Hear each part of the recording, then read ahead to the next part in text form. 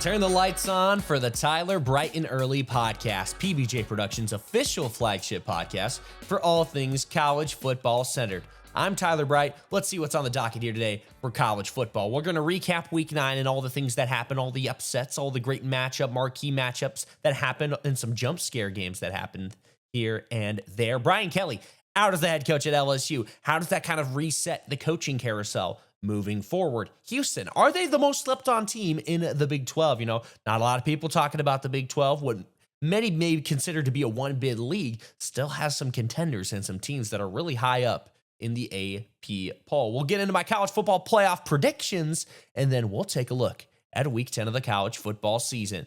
Before we go into that, I got to talk about this World Series. I think it's awesome. I don't care if people are saying that the ratings are down because they're two markets that people don't want to watch. Oh, LA's always in it every year, and Toronto's in Canada, so we don't really care. I love this World Series. I mean, they went to 18 innings the other day.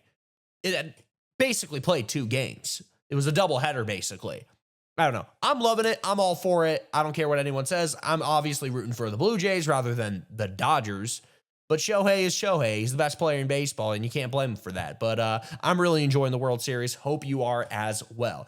But let's go ahead and recap what happened in week 9 of the college football season.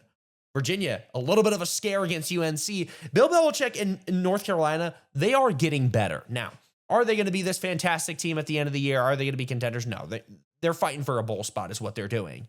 And they're on their last thread. But Virginia got lucky with a terrible play call on the 2-point conversion that kind of got them the win, the 17-16 win in overtime.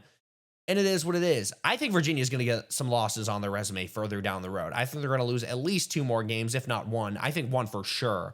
And it's just going to be a matter of, are they going to lose that second game to push them out of the picture into Charlotte? We'll see. South Florida, Memphis. Memphis scoring all the points late in the game to take the win, 34-31 over USF. And this is just a wild year for the group of 6. There's not a single team that's really standing out amongst the rest, kind of different from Boise State last year. It's most likely, I do believe it's going to be an American team, but there's a great shot that the group of 16 coming out may be 10-2. Which is unfortunate because then you're going to be people saying, oh, there's good teams that are being left out of the playoff because you had an automatic bid for a group of 16. And that's a fair argument. But, and that's the problem. You're always going to have people complaining no matter what the format's going to be. No one can just agree on a format in college football. But a great win for the Memphis Tigers. How about that? After coming off the loss against UAB, too. Ole Miss survived against Oklahoma. Ole Miss was the better team late in that game, and Oklahoma's offense has just become stale. Ever since John Mateer came back from injury, just a stale offense. They have no idea what's going on, and they have pretty much an elimination game moving forward. UCLA, Indiana, blowout. Indiana won. Pretty self-explanatory. Georgia Tech dominated, went over Syracuse. Alabama with a scare over South Carolina, and I did not see that coming. Not even the slightest. I still think Alabama's fine. I think they're going to be fine moving forward. I still think they're a top 4 team in the country, but good job getting it done and not losing that game in a trap game situation that kind of puts yourself in a tough predicament. BYU gets the win over Iowa State. It looked like it was going to be close for a minute, and then it wasn't. BYU looking like a top team in the Big 12. Missouri, Vanderbilt, that was a great game. Vanderbilt just showing why they're a tough team and proving their point, kind of being last year's Indiana team and coming in here, beating Missouri, and now Missouri, it looks like your chances are pretty much slim to none in the SEC title race. Cincinnati gets the blowout win over Baylor, showing why they deserve to be ranked in the top 25 of the AP poll. Texas was struggling against Mississippi State all day, pulled out the win in overtime. Is Manning going to be ready to play in this next game? Is he in concussion protocol? How is that going to look? Is he going to be healthy? Is he going to be cleared? Still don't know. But I'm excited to see it nonetheless. Oregon versus Wisconsin. Oregon gets a pretty conservative 21-7 win, even though that's a pretty decisive win. It's not anything crazy. It's not a blowout. And in Miami, while they were playing with their food against Stanford early, they did come out with the win of 42-7. And then A&M just owned LSU at home, prompting the firing of Brian Kelly. The Paul Bunyan Trophy was won by Michigan. The Michigan Wolverines beating the Michigan State Spartans. And Jonathan Smith, I think this is his last year up in East Lansing. Louisville, it wasn't pretty against Boston College. It wasn't pretty, but they got the win. Louisville gets the job done. Isaac Brown looked great. Tennessee played a little bit around with Kentucky, but then kind of found that, okay, let's not play this close, and then wins 56-34. Houston gets the upset win 24-16 over Arizona State, and Utah handled business against Colorado 53-7. Yeah, Deion's not liking that one. How will they respond after that? We'll have to see. But as I mentioned, Brian Kelly, out as the head coach at LSU, kind of resets the coaching carousel. You know, a lot of people were saying, oh, Lane Kiffin, he'd be a perfect fit at Florida. Well, now LSU opens. And now it's kind of up to public perception of what is the better job out of the jobs that have opened so far. You got Penn State, you got Florida, you got LSU, and then you have a couple of other programs that I don't think held to that same regard. You have Virginia Tech open, you have UCLA open, Oregon State. You have all these other jobs that are open. But what are the best jobs? Now, I think LSU is the best job of the openings right now. There's a reason why the three previous coaches before Brian Kelly all won national championships since going back to the year of 2000. So that's pretty self-explanatory. Nick Saban, Les Miles, Ed Orgeron all found ways to win national titles at LSU. So that's number one. Florida, I think, is right behind them. I just think it's going to be more about fit. They want an offensive guru. They want a guy who's a little bit of a smart aleck, kind of like a Steve Spurrier. They want someone like that who can score some points and also recruit to the best of their ability amongst the top programs in the country. So where does that leave the rest of the coaching carousel? Where does James Franklin go? A lot of people are talking about Virginia Tech might be a good fit. You know, he's had a lot of success in that Mid-Atlantic region, was a very successful recruiter and coordinator and offensive coach at the University of Maryland. But there's still some other jobs that could come open at the end of the season. We're just getting past the month of October into November, and usually it's around Black Friday where you start firing these coaches. Now it's getting earlier and earlier as the years go by. But we're gonna see some more programs. This is only the beginning of programs that are going to come open. And you have like Florida State, Auburn. Those are both programs that we talked about previously, potentially coming open. It's gonna be a whirlwind.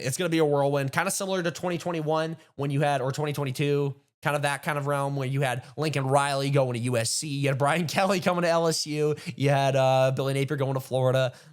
It's crazy because you look at the most successful coaches in all of college football, a lot of them here.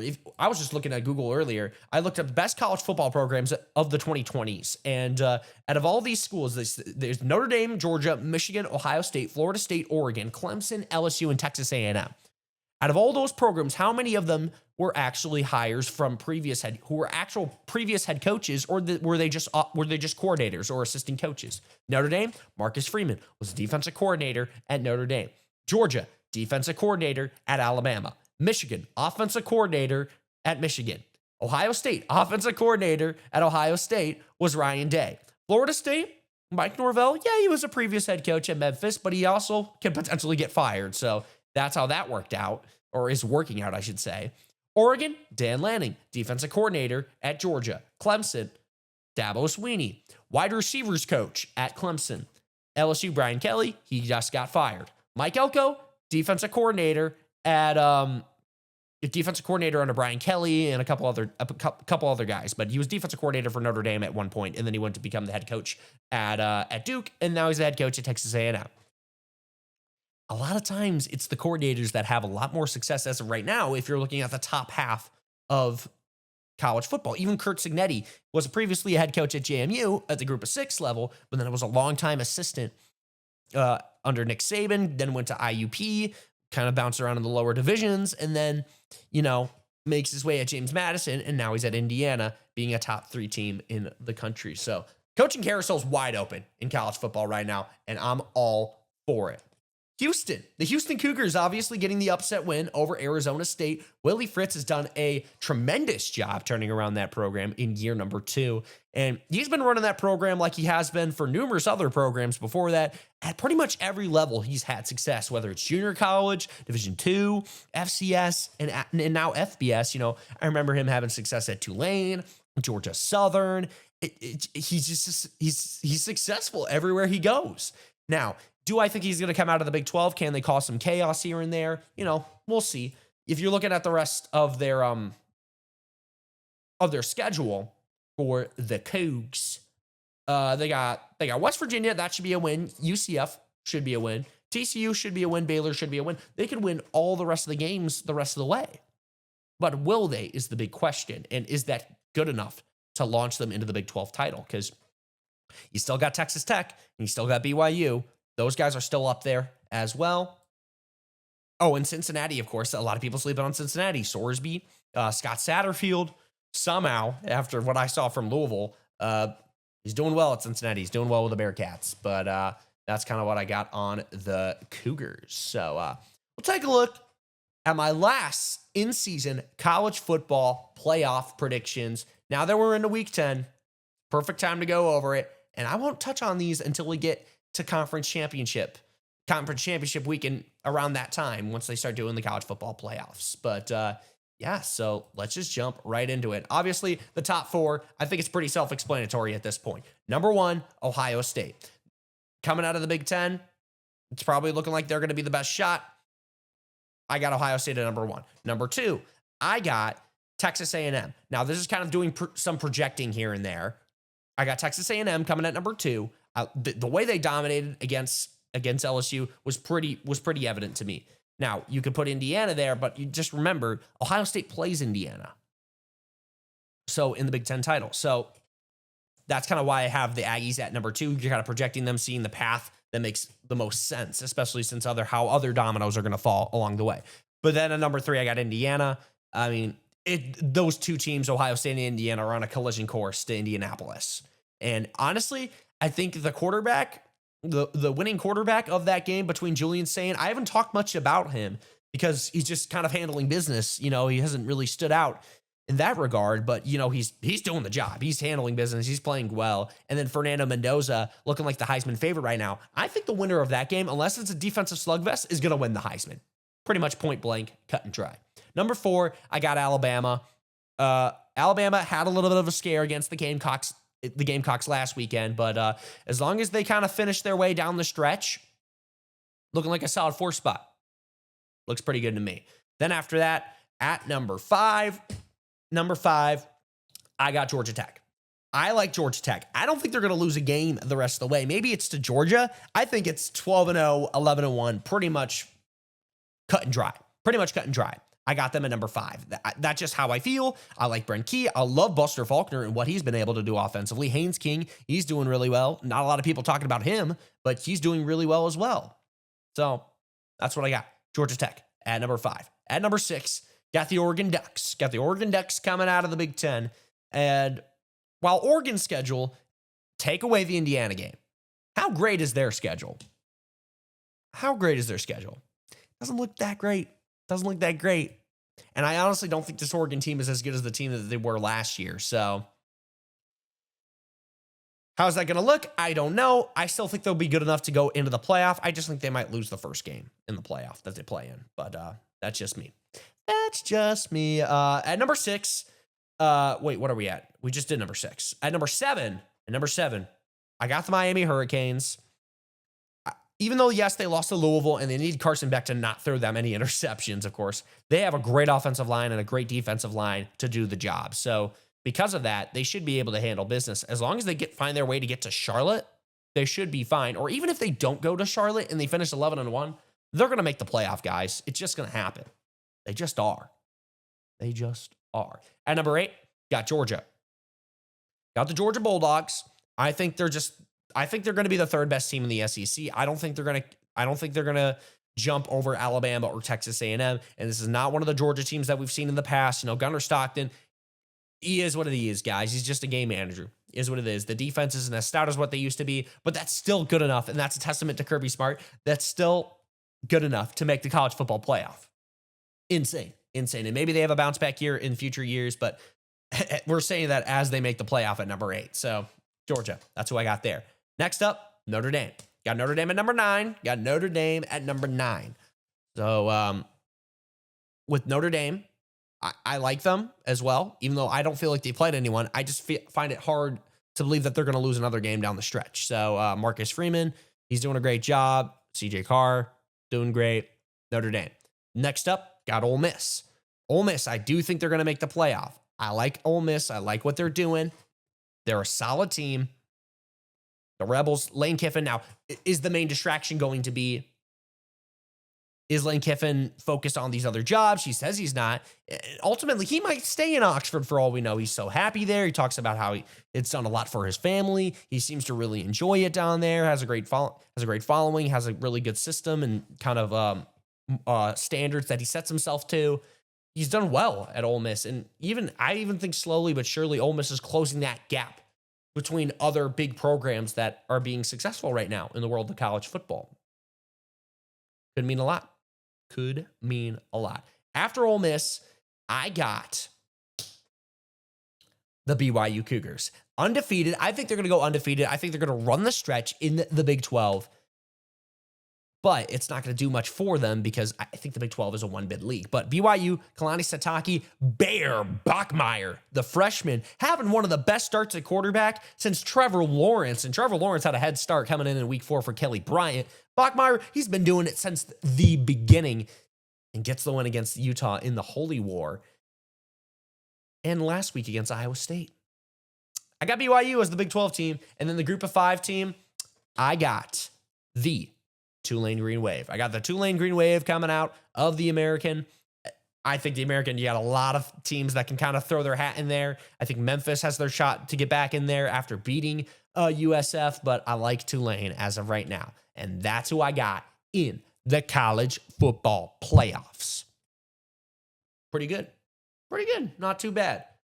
Now it's time to take a look at week 10 of the college football season. Starting it off with the Vanderbilt Commodores taking on the Texas Longhorns. Now, that one's going to be interesting too. As I mentioned, is Arch Manning going to be healthy? You know, this is Texas's last shot if they want any hope of making the college football playoff. I think that's already been dashed based on how they've been playing the past couple weeks. And I just think Vanderbilt's playing better right now. I think Vanderbilt's legit. Give me the doors. I'm taking Vanderbilt to get the win on Saturday against the Texas Longhorns. Noon o'clock. Let's get it. Houston versus West Virginia. Give me Houston. They're going to dominate against West Virginia. Ohio State and Penn State. You know, everyone thought this was going to be such a great game, and now it looks like it's not going to matter because James Franklin's gone, Drew Aller's gone.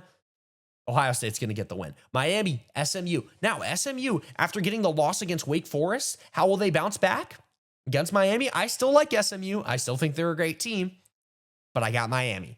Louisville, Virginia Tech. 3 o'clock. On the CW. Down at Blacksburg. Give me the Cards. I have to go with the Cards, right? Got to go with the Cards. Georgia, Florida. Got to talk about that. The biggest cocktail party down in Jacksonville. It's going to be the last game there for a while. They got to go to Tampa, and then I think Atlanta's the other game as they're renovating that stadium. That's a potential upset game, a potential trap game for Georgia.